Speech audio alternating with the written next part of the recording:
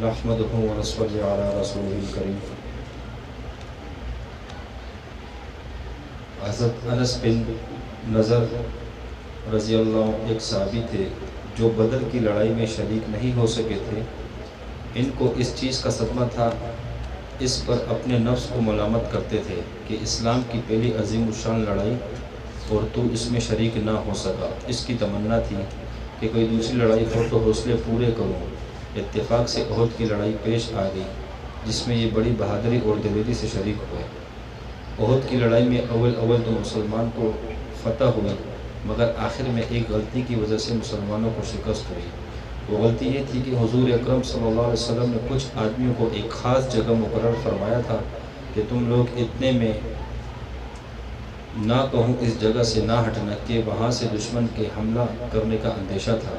جب مسلمانوں کو شروع میں فتح ہوئی تو کافروں کو بھاگتا ہوا دیکھ کر یہ لوگ بھی اپنی جگہ سے یہ سمجھ کر ہٹ گئے کہ اب جنگ ختم ہو چکی، اس لیے بھاگتے ہوئے کافروں کا پیچھا کیا جائے اور غنیمت کا مال حاصل کیا جائے۔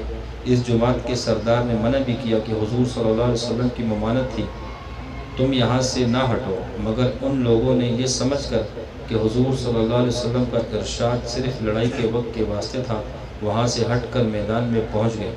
بھاگتے ہوئے کافروں نے اس جگہ کو خالی دیکھ کر اس طرف سے آ کر حملہ کر دیا۔ مسلمان بے فکر تھے، اس اچانک بے خبری کے حملے سے مغلوب ہو گئے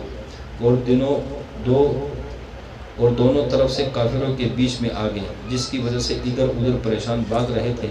حضرت انس رضی اللہ تعالیٰ عنہ نے دیکھا کہ سامنے سے ایک دوسرے صحابی حضرت سعد بن معاذ رضی اللہ عنہ آ رہے ہیں۔ ان سے کہا، اے سعد، کہاں جا رہے ہو؟ خدا کی قسم جنت کی خوشبو احد کے پہاڑ سے آ رہی ہے۔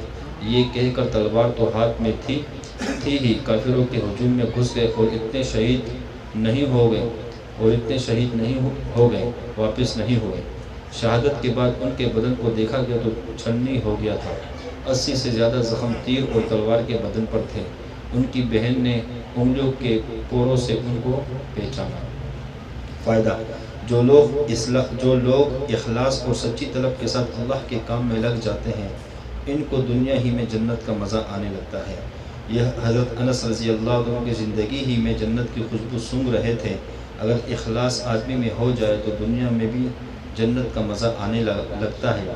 میں نے ایک معتبر شخص سے، جو حضرت اقدس مولانا شاہ عبد الرحیم صاحب رائے پوری رحمۃ اللہ علیہ کی مخلص خادم ہے، حضرت کا مقولہ سنا ہے کہ جنت کا مزہ آ رہا ہے۔ فضائل رمضان میں اس قصے کو لکھ چکا ہوں۔ اللہ پاک مجھے اور آپ کو اس پر عمل کرنے والا بنا دے، اور جیسے صحابہ کا جذبہ تھا دین کے لیے اور دین کی خدمات کے لیے، اس طرح اللہ پاک میں اور آپ کا جذبہ بھی بنا دے۔